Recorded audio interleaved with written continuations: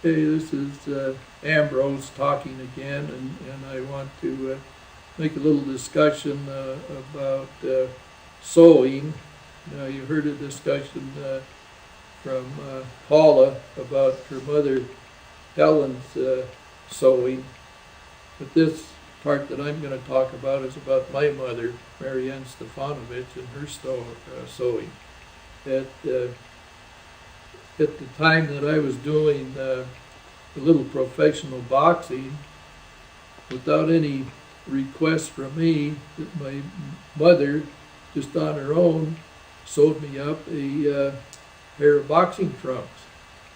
And she never measured me, but the trunks fit just perfectly.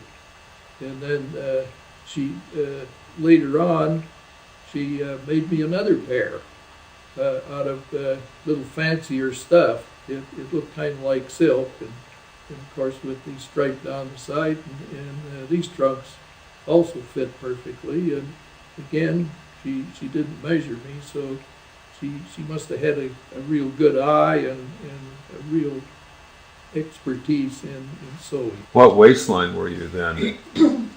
Oh, probably 30. And then what colors were the trunks, do you remember? Well, the first ones were blue with a gold stripe or a yellow stripe down the side. Yeah. And the second ones were black with a white stripe down the side. I had one son, Daniel, and he married Judith, and they have 7 children. So I have 7 grandchildren, and the oldest grandchild, Adam, and his wife had a child last July, and so I am a great-grandfather for the first time. And I'm way behind some of the other members of the family that had great-grandchildren several years ago. Daniel, at this time, is living in Israel, and for the main part of his working life, he worked for the Israel Treasury as a tax agent, and he's now retired. The marriage of Aloysius Paul and Mary Ann Stefanovich Gerszewski produced 15 children and 30 grandchildren. And the number of great-grandchildren is, my investigation, it's uncountable. And it's continuing. Yes, it hasn't been determined yet what the final count will be, because there's still more. There are one of Wayne's kids just had another baby a few days ago. Yeah. So there's triple great generations in existence. This is Theodore with no middle initial, Gerszewski, the 10th child of Aloysius Paul and Mary Ann Stefanovich Gerszewski, born in Grand Forks, North Dakota, 6/27, 1922. He attended the St. Michael's parochial grade school and Central High School. And following Central High School, he took a course in machining, and he got a job in Chicago working for a company that built cranes. And while he was in Chicago, he was either drafted or he volunteered for the Army, and he was placed in what they call the Railroad Battalion. And from a video that I saw on the History Channel, this Railroad Battalion's job was to go over to Europe, and since they knew that they weren't going to be able to get American train equipment over there soon, their job was to commandeer and use the European train equipment, the engines and boxcars and so forth. And he told one story about a German diesel engine that they captured, and they could start the engine, but they couldn't make it run. And Ted got looking the thing over, and he said, "Well, this thing has an automatic transmission. Why don't we change the transmission oil?" So they changed the transmission oil, and sure enough, away went the locomotive. But after the war, he came back to Chicago and worked a little bit around there, and his in-laws had moved to Richmond, California, and so he came out to visit me, and he applied for a job as a machinist at Northrop, where I worked, and they told him they would hire him. And while this was going on,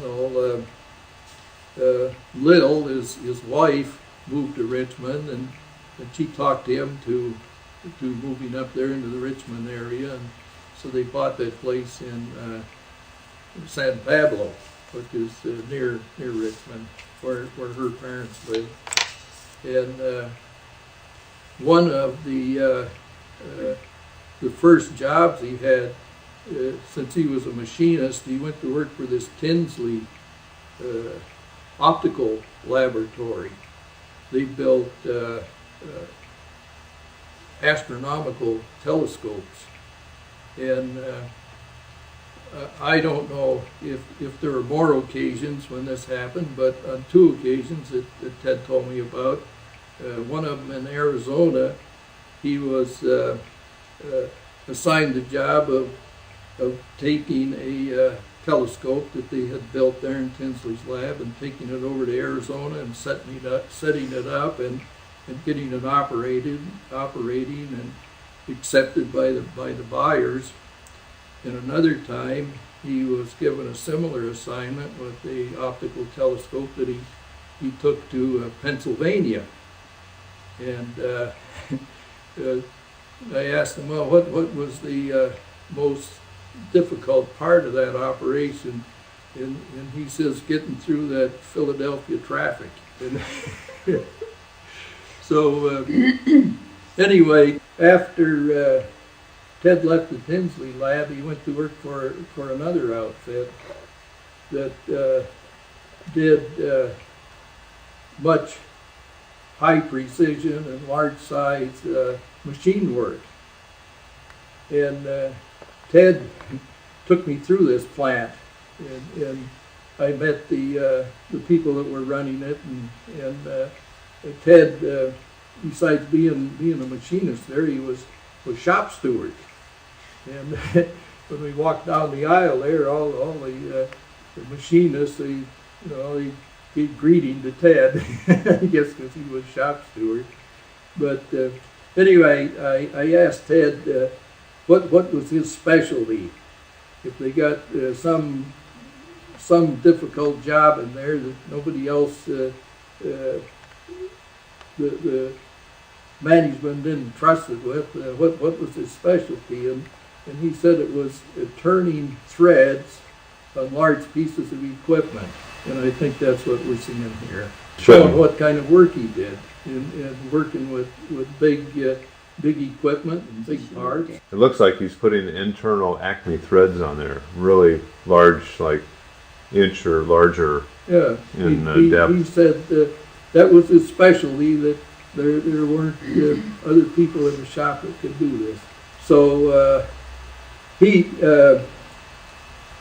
finished his working career at this place, and then his health failed him. He just quit working.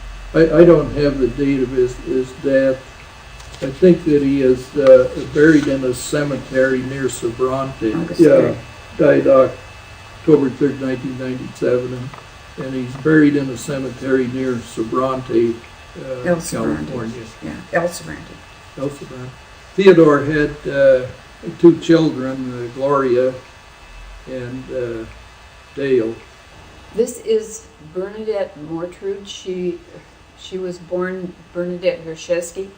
She is the second to the last girl born to Marianne and Aloysius. She would be the 11th then, I guess. Well, anyway, she is the closest in age to me of the girls, and she and I were always very close. We did a lot of things together.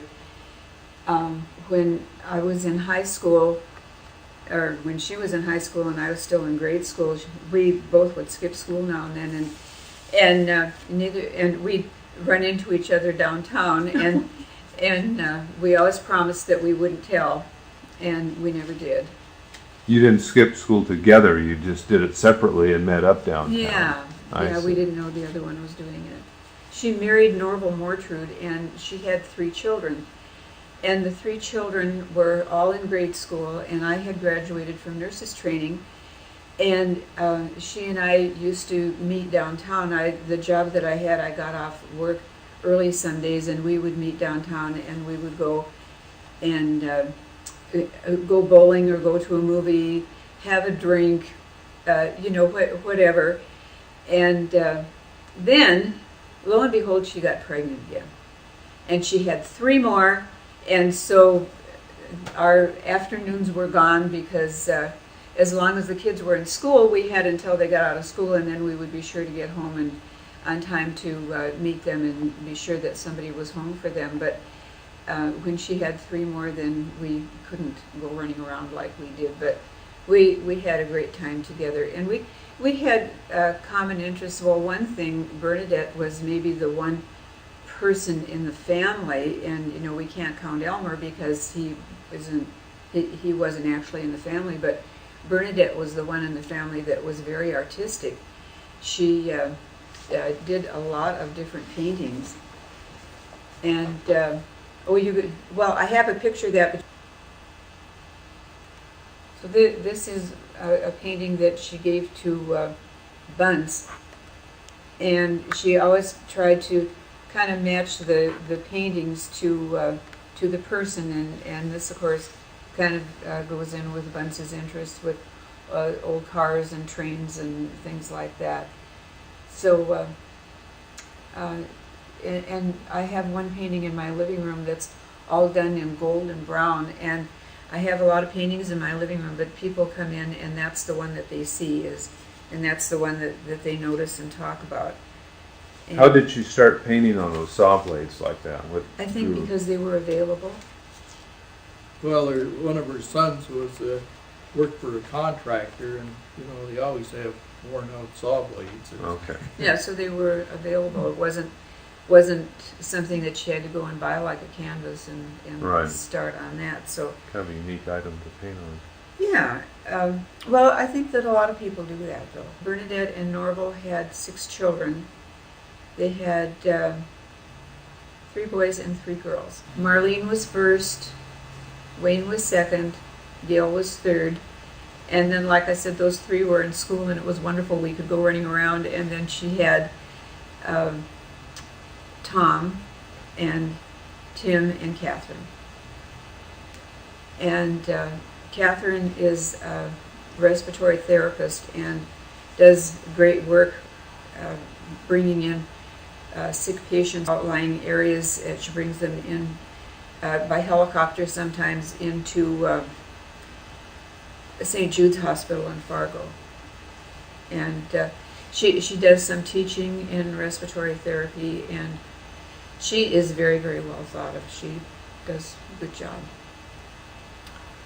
Wayne is works for Innes Contractors, and he's some kind of a supervisor, foreman, whatever.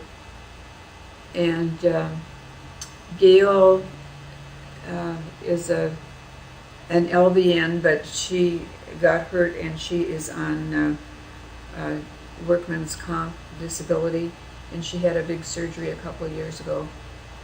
Tom and Tim, Tim worked for Jiffy Lube for a long time, and he liked that, but then it changed management, and he didn't like the new management, and he quit, and he moved to I believe Hatton, North Dakota, and he's looking into finding maybe opening a franchise of Jiffy Lube or another sort of like Jiffy Lube thing.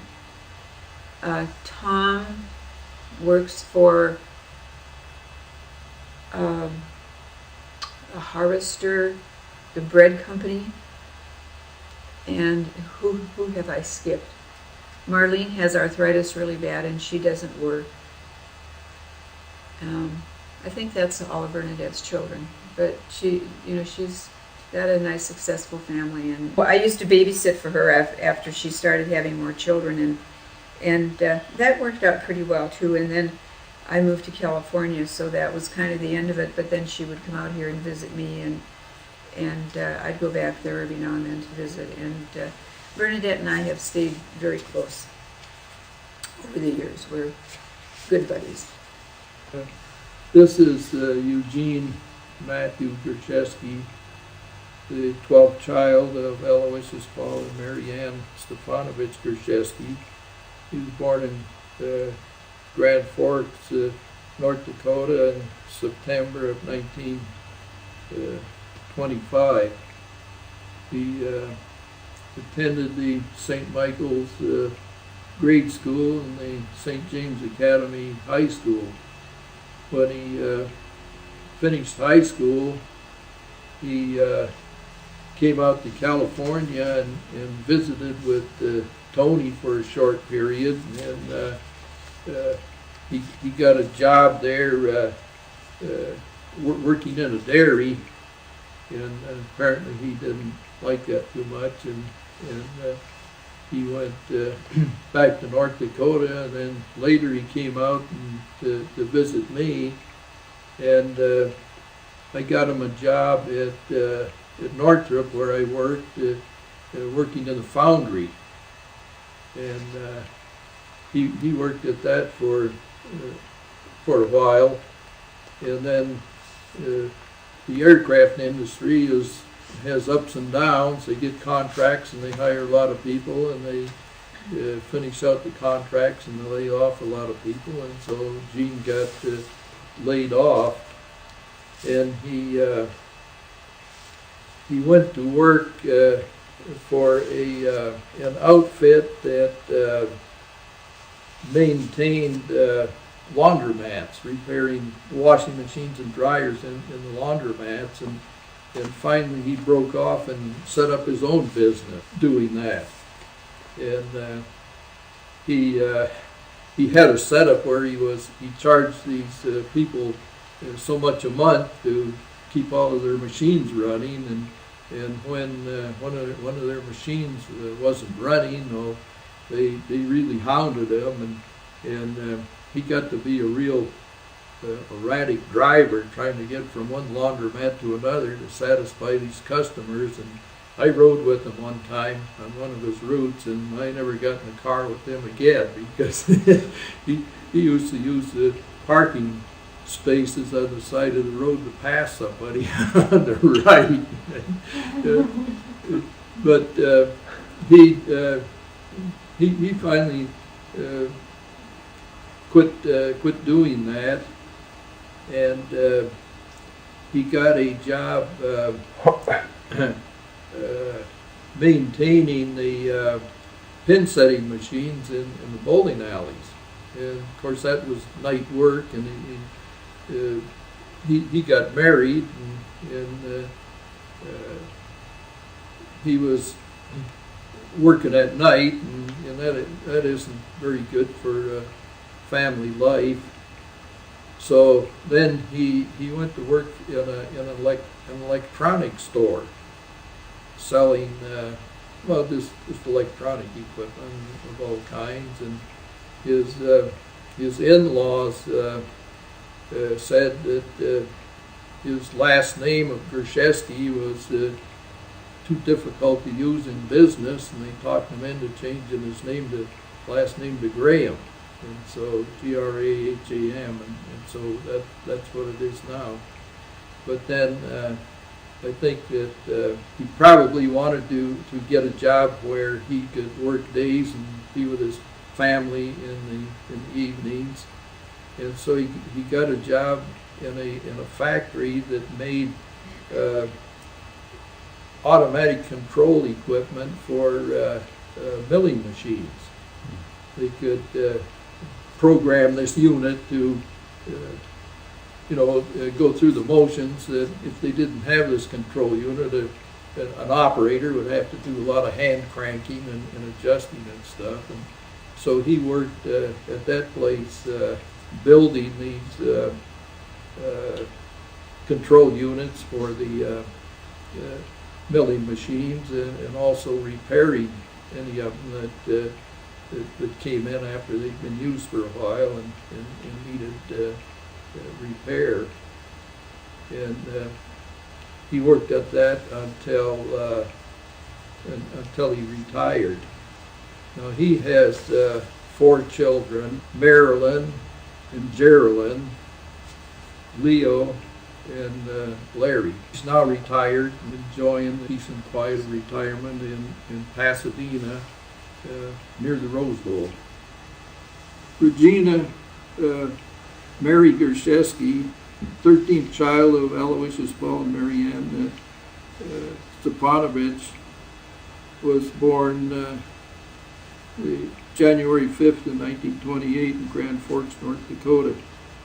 Now, Regina Mary only lived a day or two, and what I remember about her was that her mother was still laying in the birth bed recovering, and Regina was maybe a couple days old, and the doctors had told our parents that Regina wasn't going to survive, and not even long enough to take her to the church to have her baptized. So Genevieve baptized Regina, and then I remember the night that she died. Our whole family was kneeling around her crib, praying that maybe she would recover, but she didn't. In the morning when we got up, she had passed on. Gerald Joseph Gerszewski was the 14th child of Aloysius Paul and Mary Ann Stepanovich Gerszewski, born the 2nd of May in 1930. In 1932, he contracted diphtheria, and our parents, along with Connie, took him to the hospital, and the people in the hospital there said that was a contagious disease, and nobody could stay there except the patient. And Connie said that she was holding Gerald, and she tried to put him down, and she said that he just desperately clung to her, that he just didn't want her to leave. He wanted her to stay there with him. And she said that that's something that was impressed on her mind, that she always remembered. I imagine any time that his name was mentioned, that scene in the hospital came back to her mind. But, he was only in the hospital a couple of days, and he passed on. My name is Carmen Marlene Gerszewski Olin. This picture of me was taken in 1948. I was a junior in high school. I like it better than my graduation picture, and so that's why I decided to use it here. I was the last of the children born to Mary Ann and Aloysius Gerszewski. I stayed at home with my parents went to grade school, high school. I went to the Academy of St. James for 1 year, and then I went to Central High School for the rest of the time. I got a job real early. I was really too young to go to work, but I worked in a laundry when I was 15 until, I don't know, I guess I worked there for maybe a year and a half, something like that, and then I got a job in department stores and all that like everybody else does. And I graduated from high school and went into nurses training in St. Paul, Minnesota. I was there for 3 years, and then I came back to Grand Forks and worked in Grand Forks for a year and a half, and then at the end of that time my mother passed away, and so then it was shortly after that that I moved to California. And I worked in 2 or 3 hospitals out here in California. When I first came out here, I got an apartment that was close to Connie, and that was really nice. And then Bunce and Barbara lived not too far away, and I used to have Sunday afternoon dinner with them a lot. And a pinochle game. And a pinochle game, yeah. And then I moved up to Central California for a while and visited more with Lil and Ted and Tony and Esther. And then I came back down to Southern California and married Russ Olin. He and I had one child. Her name is Sarah. And Sarah, of course, is absolutely the light of my life. And she has 2 children, Mac and Valerie. And her husband's name is Mark.